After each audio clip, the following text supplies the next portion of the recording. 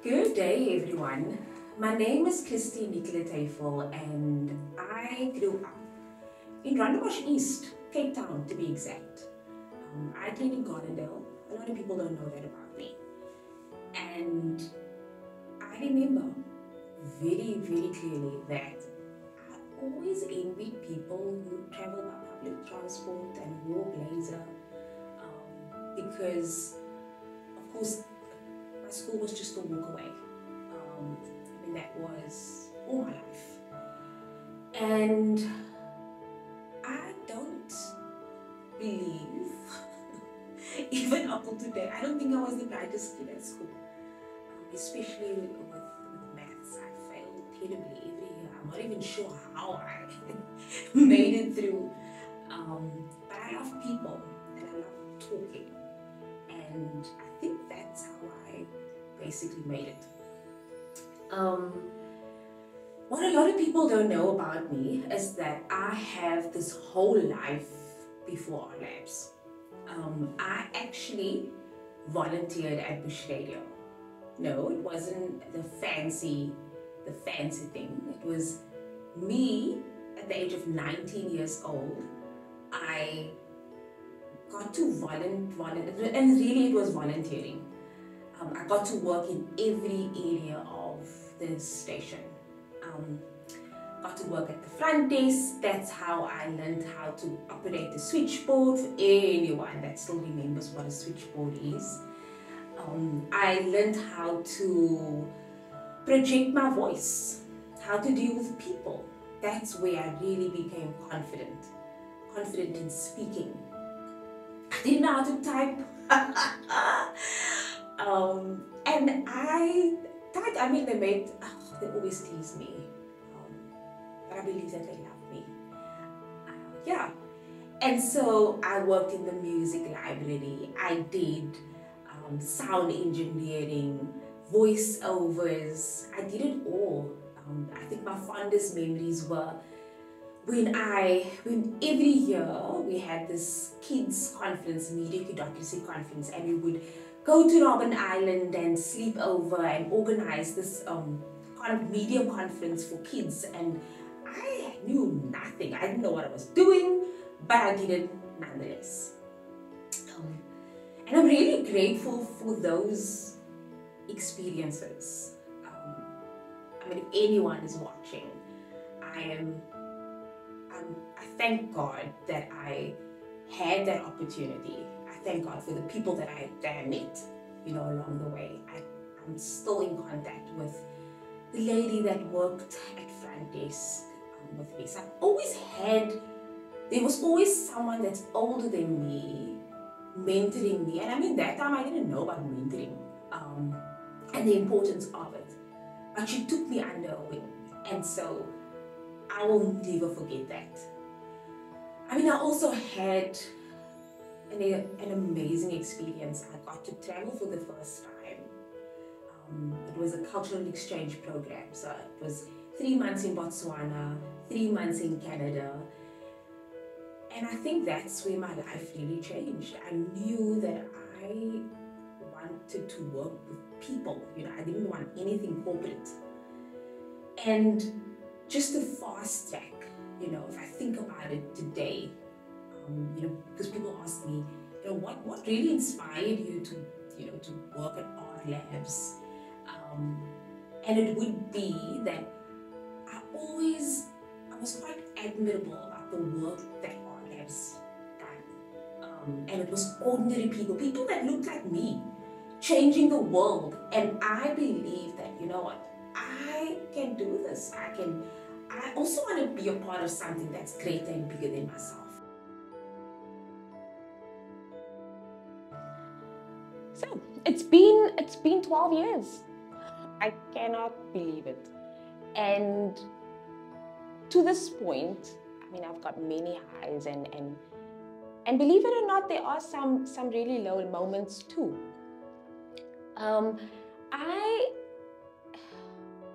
When I started at RLabs, I just graduated. Okay, I graduated from UWC, the University of the Western Cape, and I obtained my Bachelor of Arts. And my major was psychology as well as linguistics. So clearly, I was on this journey of, I want to help. I want to help people, and I need the tools to help people, and all these myths about what psychology is and all of that, I believed all of it. And I very quickly, just starting out at RLabs, I realized that having a degree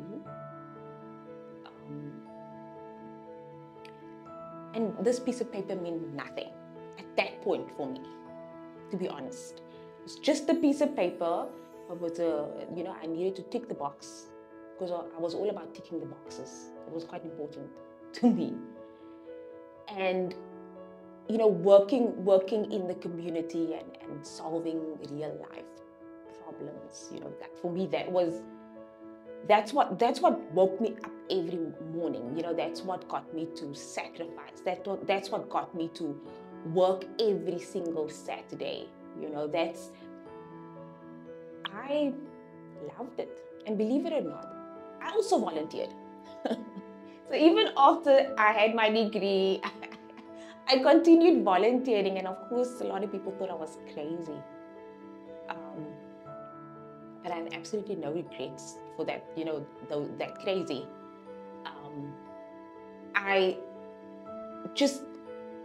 believe that it's quite important. It's important to have your tertiary education. One, just to anyone watching this video, your tertiary education is important. The experience that you gain on the ground is equally important. And it actually, it cannot, it can't coexist without one another. And a lot of times, we don't want to have this conversation. It's easy for us to say, you know what, just go and study and you'll find a job. There's so many young people that go and study further and they just don't find a job for obvious reasons, because people are looking for, the system is not built for it. The people are looking for experience. And so my encouragement to anyone, it's important. And I mean, I've just applied now to also study further. At this age, at the age of 37 years old, I'm quite keen on continuing my studies. So my experience within the organization, I got to work with many different people, whether they were more educated than what I was, whether they from a different culture. I got to work with them. And I learned so much on this journey. I got to travel to many countries on the African continent. And I even then I was really okay with even the hard travels. Those are the moments I cherish the absolute most. I remember traveling, and I would come back, and I'd always be like, oh, we need to do more, we need to be more innovative. We don't need all these resources in order to do and to be, and come on, I've always, and that's what I appreciated about, the opportunities that I've experienced. I think I've also gained so many friends along the way, whether they from abroad, from the Netherlands. I have friends from the US. It's all part of this RLabs journey of mine, and I'm so grateful that technology exists, and that I'm no longer afraid of technology. So I get to speak to these people very often. But yeah, I don't take people for granted. I don't take experiences for granted, because I don't take life for granted, because I've seen that even on this journey how it can be just removed within a blink of an eye. And I think, yeah, I mean, that's just, as they say in a nutshell, that's been my experience within the organization.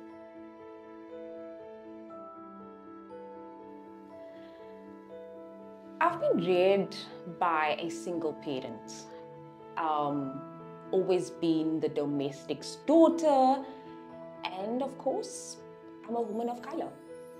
And I do believe that this has influenced my leadership. I believe I am pretty resilient because of my mom. I think I've been made up of a resilient bone. I love people, and I'm really, I believe there's enough to love everyone, uniquely.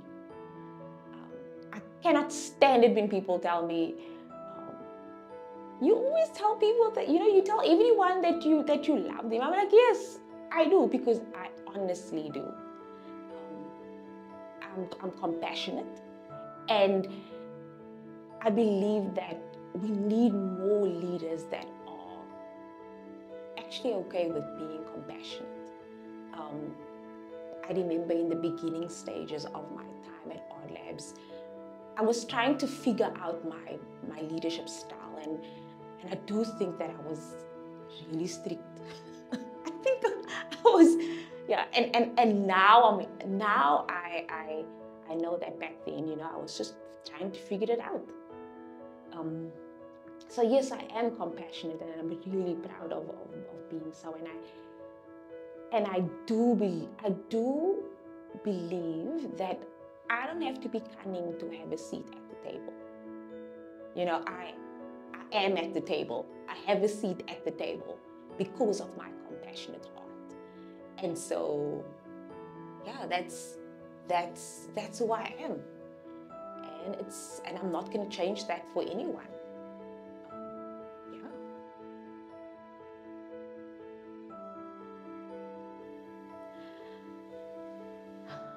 I'm 37 years old, okay? I'm not married. I am still single. And I'm a woman. The fact that I'm a woman, this is unheard of. And I think it is important. It's been a year. Goodness, and I'm so grateful. And believe it or not, I had trouble or difficulty with believing, with believing that, I'm actually in this, and I'm actually the CEO of RLabs South Africa. And I needed to tell myself that several times. But it hit me when in conversation, I have many conversations, with someone quite dear to me. And this person was like, do you know, I've never, you were CEO in the township, you're not even married, And of course, this person wasn't saying it to be nasty. The person really wanted me to hear how impossible it might sound, and yet it is my reality, And for me, I believe that every young person, every young woman need to start believing that they are not their inequities, they're not their past. That does not define them. That does not define where they are headed to. I just think that it's imperative for you to align yourself with value, align yourself and surround yourself with good people. And even if you feel, oh my word, I have no vision, align yourself with vision. I think this is incredibly important.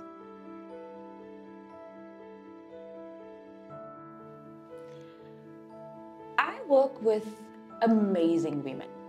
Women that are they're so unique. I think they're really smart, intelligent, brave women. And just in conversation with them, because of course I try and form a relationship with everyone. Of course, if they allow me in, it's a tough one. You know, and the type of conversations that I've had, just whether it's this year or whether it's been the last 2 years or 3 years, I believe that women have a choice. And I'm saying this because, you know, I've heard that sometimes women feel like they need to choose, you know, and you know, I do believe, you know, to the women of this organization, you know, if you have kids and you choose to get married, I'm gonna be very happy for you. As a matter of fact, I love the kids. I love when the women bring their kids to work, when I get to see them on first Thursdays or events. I want to be auntie, and I'm super sad when I don't get to be auntie. I genuinely am excited for somebody that is expecting. And people will be like, oh, that's very contradicting for the type of woman you are. But you know, in the same breath, if the woman choose to, you know, build a unicorn business instead, then choose to be single and go and pursue their business as well as studies, I'm gonna root for you. You know, and I am quite an advocate for, if you choose to do both, why not? I do encourage women to speak up, you know, especially, I believe, the women that I'm surrounded by. You've got to speak up. You know, if that's what you want to do, you do it. You don't hold back. Yeah, I feel very deeply, and I'm quite passionate about it. We cannot have women quiet. We cannot have women silenced. Because I've seen how they are the backbone of the organization, of their families. And so that is always my encouragement to women. Don't hold back.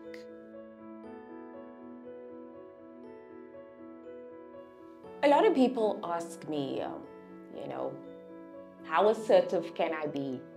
So, and of course, if you ask me that question, you don't really know me, because as compassionate as I am, you know, I've learned to listen to someone. I've also learned to read the room. I'm very good at that. I believe it's a skill that we should all learn. And I believe, you know, when something doesn't feel right, there's a 99.9% chance that something is not right. I also believe the importance of addressing it. I am quite head-on with it. I don't have a problem with it. I don't have a problem with getting in it, and I'm going to tell you in a kind way. Yeah, because I think too many times we tiptoe around people, and we don't understand that not addressing it in actual fact cripples the person. And for me, the time it takes to be silent about this, and the time it takes for this person to see, I could have done better, I could have been better. For me, I'm like, no, this is the situation. I think it's important to talk it through with the person. Yeah, and I've done this for many years. I'm very honest. And I don't think that I've lost people because of my honesty. As a matter of fact, I've gained people's trust because of my honesty, because it's always with good intention. And more, that's the person that I want to be. Assertive, kind.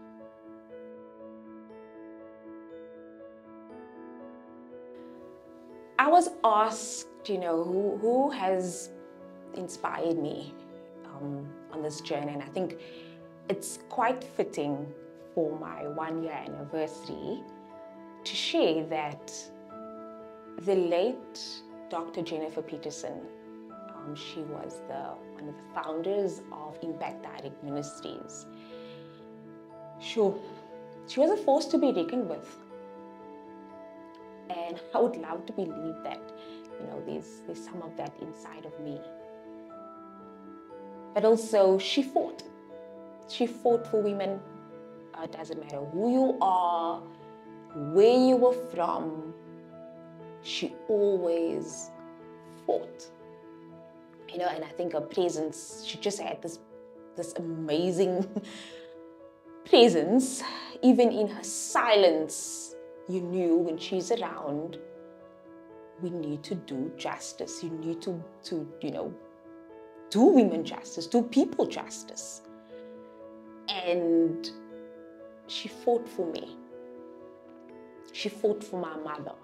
I've watched how she fought for the women around me. And she understood who she was. And she understood her influence, but also her responsibility as a woman in power. And I think there is nothing more inspirational. And I wanted to share that today. She will always live on inside of me, in all that I do, in all that I serve, and the powerful woman I believe I will become. I thought I'd share that, and just in closing, I think it's important for all women to. I said a lot of important things today. I just realized your story is your superpower. So whenever you have the opportunity to share. Just share. Don't be ashamed of who you are. I just wanted to leave that with you, because I think it's your story that makes you unique. It's your story that makes you who you are. It's your identity. And we just need more women to be okay, to share. So that's it from myself. Nicola Taphel. Thank you.